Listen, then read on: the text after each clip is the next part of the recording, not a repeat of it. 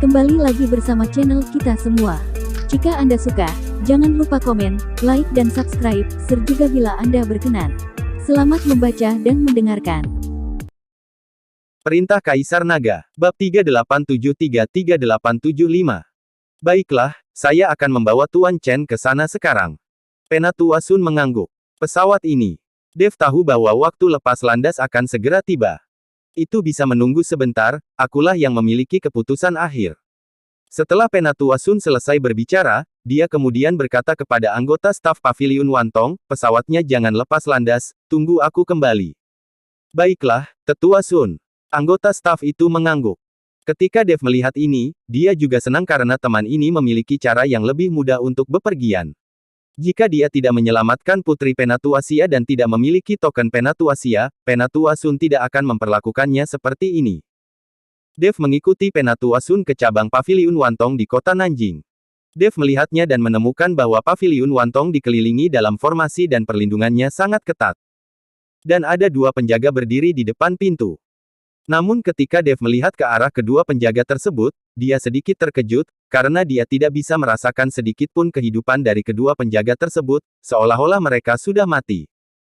Tetapi Dev tidak bisa mengatakan bahwa dua orang telah mati meskipun mereka berada tepat di depannya. Tepat ketika Dev sedang bingung, dua penjaga menghentikan mereka. Tolong tunjukkan tokenmu. Seorang penjaga berkata dengan suara kaku dan tanpa emosi sama sekali. Penatua Sun mengeluarkan token dan melambaikannya di depan kedua penjaga. Setelah melihat token itu, kedua penjaga itu menyingkir dan memberi jalan. Dev sangat penasaran dan berkata dengan wajah bingung, Tetua Sun, Anda sering datang ke sini. Bukankah para murid Paviliun Wantong mengenal Anda sebagai sesepuh? Menurutku kedua penjaga itu seperti orang bodoh. Dev tidak berani mengatakan bahwa kedua penjaga itu tampak seperti orang mati.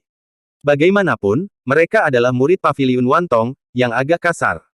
Namun siapa sangka Penatua Sun tertawa dan berkata, Tuan Chen, apakah menurut Anda kedua penjaga ini tidak seperti manusia, dan mereka tidak bernyawa, tampak seperti orang mati? Ketika Penatua Sun mengatakan ini, Dev lalu dia mengangguk dan berkata, ya, tidak ada kehidupan sama sekali. Kedua orang ini adalah boneka, dari mana datangnya kehidupan. Dan tentu saja tidak mungkin mereka berlaku seperti manusia. Boneka mayat. Dev langsung mengernyit. Anda tahu, mereka yang memurnikan boneka mayat semuanya adalah penggarap iblis, dan hanya penggarap iblis yang akan melakukan hal seperti itu. Melihat ekspresi Dev, Penatua Sun dengan cepat menjelaskan, kedua penjaga ini adalah boneka, tapi bukan boneka mayat.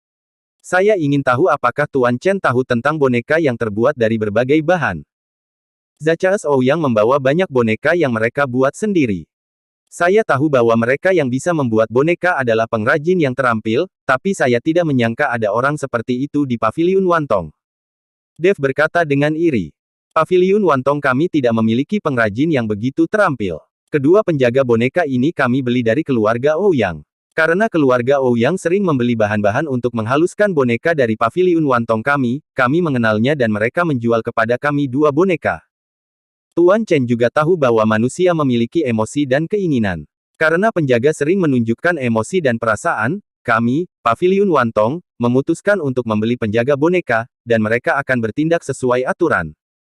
Penatua Sun menjelaskan. Ketika Dev mendengar ini, matanya tiba-tiba berbinar, Penatua Sun, Anda mengatakan bahwa Paviliun Wantong Anda memiliki bahan untuk memurnikan boneka. Melihat ekspresi Dev yang agak bersemangat, Penatua Sun mengangguk bingung dan berkata, ya, Paviliun Wantong kami menjual semua jenis sumber daya dan informasi. Kami terlibat dalam berbagai bisnis, dan mengoperasikan kapal udara hanyalah salah satunya. Bagus, saya akan membeli beberapa bahan untuk pemurnian boneka nanti. Dev juga ingin mengumpulkan bahan untuk pemurnian boneka itu dan kemudian menyempurnakannya sendiri. Sekarang Paviliun Wantong memiliki segalanya, semuanya akan jauh lebih mudah. Tuan Chen, saya ingin tahu untuk apa Anda menginginkannya. Apakah Anda tahu cara membuat boneka? Penatua Sun bertanya dengan rasa ingin tahu. Saya hanya tahu sedikit, aku belum mencobanya. Kata Dev dengan rendah hati. Penatua Sun memandang Dev dengan tidak percaya. Dia benar-benar tidak dapat membayangkan apa yang tidak dapat dilakukan oleh Dev, seorang biksu tingkat 4 di alam kesengsaraan transendensi. Penatua Sun memimpin Dev ke dalam formasi, dan kemudian formasi tersebut bersinar dengan sinar cemerlang. Sekilas Dev tahu bahwa ini adalah formasi teleportasi kecil yang hanya dapat berteleportasi dalam jarak dekat. Namun, salah satu cabang Paviliun Wantong sebenarnya membutuhkan formasi teleportasi kecil, yang menunjukkan betapa ketatnya kesadaran pertahanan. Tuan Chen, orang-orang di kota Nanjing sangat kompleks dan berbagai kekuatan saling terkait. Kami memiliki banyak rahasia dan sumber daya di Paviliun Wantong, jadi untuk mencegah serangan diam-diam, kami juga harus berhati-hati. Dev mengangguk untuk mengungkapkan pemahamannya. Bagaimanapun, hampir tidak ada keteraturan di dunia surga dan manusia saat ini, dan orang dapat memperebutkan sumber daya kapan saja. Daerah sekitar Gunung Iblis Surgawi di wilayah selatan cukup bagus. Memiliki keteraturan tersendiri, sehingga tidak akan semrawut, dan masih ada tempat untuk pembudidaya iblis. Dev tidak dapat memahaminya. 5 wilayah kekuasaan utama dunia manusia dan para penguasa wilayah berada dalam kekacauan seperti itu. Butuh waktu ratusan tahun untuk dilahirkan. Diperkirakan Master Domain telah naik ke keabadian atau mati. Nak, tolong minta bantuan dan minta Paviliun Wantong membantu untuk menemukan tulang-tulangku. Gunung Iblis Surgawi adalah wilayah yang luas. Jika hanya kamu yang mencari tulang-tulangku sendirian, itu tidak akan memakan waktu 1 tahun atau 10 tahun. Raja Iblis Awan Merah mengikuti Dev dan berkata. Setelah mengumpulkan tulangnya, Raja Iblis Awan Merah perlahan dapat memulihkan tubuh fisiknya dan kemudian kembali ke surga. Bisnis Paviliun Wantong hampir tersebar di seluruh wilayah selatan, dan terdapat banyak murid serta banyak informasi, jadi pasti akan lebih cepat menemukannya daripada Dev. Penatua Sun, saya ingin tahu apakah Paviliun Wantong Anda menjalankan bisnis membantu menemukan sesuatu selain menjual sumber daya dan intelijen. Dev bertanya kepada Penatua Sun. Tentu saja, tapi Paviliun Wantong kami tidak terlibat dalam bisnis pembunuh atau membantu orang membunuh orang. Kami melakukan segala jenis bisnis, selama uangnya ada. Kata Penatua Sun. Bagus sekali. Saya harap Penatua Sun dapat membantu saya menemukan sisa-sisa tulang dari mayat. Sisa-sisa tulang ini seharusnya menyebar di Gunung Iblis Surgawi. Saya tidak tahu lokasi spesifiknya. Setelah mendengar ini, Penatua Sun sedikit mengernyit, mencari tulang mayat. Ada banyak mayat di mana-mana di Gunung Iblis Surgawi. Saya tidak tahu berapa banyak orang yang mati. Jika tidak ada lokasi atau tanda tertentu, itu terlalu sulit untuk ditemukan. Saya menemukan sisa-sisa tulang ini. Ini berbeda. Kata Dev sambil mengeluarkan tengkorak dan tulang tangan Raja Iblis Awan Merah dan menunjukkannya kepada Penatua Sun. Penatua Sun hanya melihatnya sekilas, dan matanya menjadi sedikit terkejut. Tuan Chen, saya khawatir sisa-sisa tulang mayat ini bukan dari dunia surga dan manusia. Mereka pasti sisa-sisa makhluk abadi dari dunia surga, kan? Dan masih ada jejak aura di sisa-sisa tulang ini. Penatua Sun bertanya. Dev mengangguk, ya, ini memang sisa-sisa dari makhluk abadi di surgawi. Melihat kepercayaan Dev, Penatua Sun langsung mengakuinya, jadi dia berkata, baiklah, saya akan mencatat bentuk dan aura dari sisa-sisa tulang mayat ini, lalu saya akan memasukkan ke dalam perpustakaan misi Paviliun Wantong kami. Terima kasih, Penatua Sun. Dev menyimpan sisa-sisa mayatnya dan berterima kasih padanya. Tuan Chen, sama-sama. Seperti yang saya katakan, kami hanya melakukan bisnis. Setelah Penatua Sun selesai berbicara, dia melambaikan telapak tangannya dengan lembut. Saat formasi diaktifkan, Dev merasakan kilatan cahaya putih di depan matanya, dan kemudian dia muncul di sebuah ruangan. Tata letak ruangannya sangat sederhana, namun sebenarnya banyak pola formasi yang terukir di dalam ruangan. Jika seseorang mulai membuat masalah di sini, pola formasi ini akan langsung aktif. Saya harus mengatakan bahwa Paviliun Wantong sangat berhati-hati dan kaya. Di tempat seperti alam surgawi dan manusia, slip giok pemancar suara biasa harganya mahal, belum lagi Paviliun Wantong didekorasi di dalam dan di luar. Di tengah ruangan, Master Paviliun Qian muda sedang duduk di kursi dan melihat sesuatu. Merasakan fluktuasi energi spiritual, Master Paviliun Qian mendongak dan melihat Penatua Sun dan Dev. Dia tertegun sejenak, lalu berdiri dengan aneh dan bertanya, Sun Tua, kamu seharusnya berada di perjalanan saat ini, mengapa kembali? Apakah kamu belum berangkat? Tadinya aku akan pergi, tapi Tuan Chen perlu membeli beberapa informasi, jadi aku membawanya ke sini. Tidak akan menjadi masalah jika aku berangkat nanti. Kata Penatua Sun. Kalian duduk dulu. Master Paviliun Qian meminta Dev dan Penatua Sun untuk duduk, membuatkan mereka 2 cangkir teh, dan kemudian bertanya, saya ingin tahu informasi apa yang ingin dibeli oleh Tuan Chen. Master Paviliun Qian, aku ingin tahu tentangmu. Apakah kamu punya informasi tentang keluargamu? Tanya Dev. Master Paviliun Qian tertegun sejenak, lalu berkata, tentu saja, keluargamu adalah keluarga terkenal. Tentu saja, Paviliun Wantong kami memiliki informasinya. Saya hanya tidak tahu apa yang dilakukan Tuan Chen dengan membeli informasi keluargamu.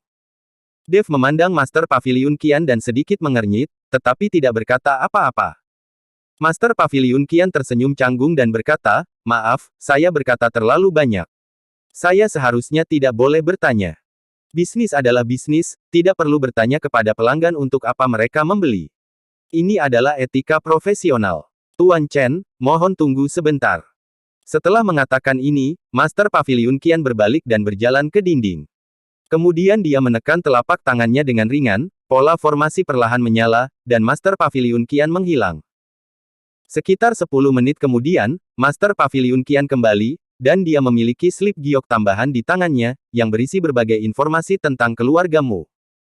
Tuan Chen, slip giok ini berisi informasi tentang keluargamu, tetapi Paviliun Wantong kami melakukan bisnis, jadi Tuan Chen pasti punya cukup uang. Master Paviliun Qian, tolong putuskan harganya, saya mengerti aturannya. Karena Tuan Chen sudah menjadi pelanggan tetap Paviliun Wantong kami, dan dia juga memiliki token pena tua, jadi untuk informasi tentang keluargamu ini, 5 juta koin roh saja sudah cukup. Paviliun Master Qian mengulurkan tangannya dan berkata. Dev tidak ragu-ragu dan langsung membuang 5 koin emas ungu. Bagi Dev, uang bukanlah masalah. Setelah mendapatkan uang, Master Paviliun Qian tersenyum dan memberikan slip giok itu kepada Dev. Dev mengambil slip giok itu dan ingin menyimpannya, tetapi dihentikan oleh Master Paviliun Qian.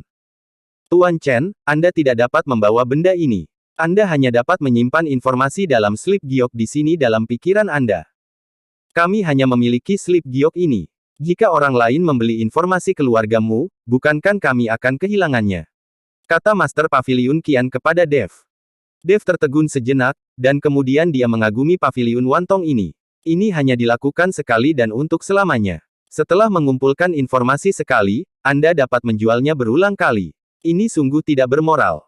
Tapi Dev tidak mengatakan apa-apa, tapi semburan kekuatan spiritual menembus ke dalam slip giok, dan semua isi di dalamnya memasuki pikiran Dev. Segera, Dev menghafal semuanya, dia kemudian menyerahkan slip giok itu kembali ke Paviliun Master Qian. Master Paviliun Qian, saya juga ingin membeli beberapa bahan untuk memurnikan boneka. Apakah Anda memilikinya di sini? Dev bertanya. Tentu saja, aku tidak tahu kamu. Master Paviliun Qian hendak bertanya kepada Dev apa gunanya, jadi dia segera diam, berbalik dan pergi. Etika profesional, jangan terlalu banyak bertanya kepada pelanggan. Master Paviliun Qian segera membawa berbagai jenis bahan, yang semuanya digunakan untuk menyempurnakan boneka. Tuan Chen, bahan untuk memurnikan boneka itu sangat mahal. Apakah Anda yakin menginginkannya? Tanya Master Paviliun Qian. Tentu saja, Master Paviliun Qian, mari kita bahas harganya. Dev tidak takut dengan harganya, tapi takut tidak memiliki apa-apa. Dengan bahan-bahan ini, seharusnya tidak ada masalah dalam menyempurnakan 3 boneka. Harganya 30 juta koin roh. Kata Master Paviliun Qian. Ketika Dev mendengar ini, dia tidak bisa menahan diri untuk tidak berkata-kata. Itu setara dengan 10 juta koin roh untuk 1 boneka. Pantas saja keluarga Ouyang menganggap boneka itu sebagai harta karun. Tapi Dev tetap dengan senang hati membayar uangnya. Bersambung.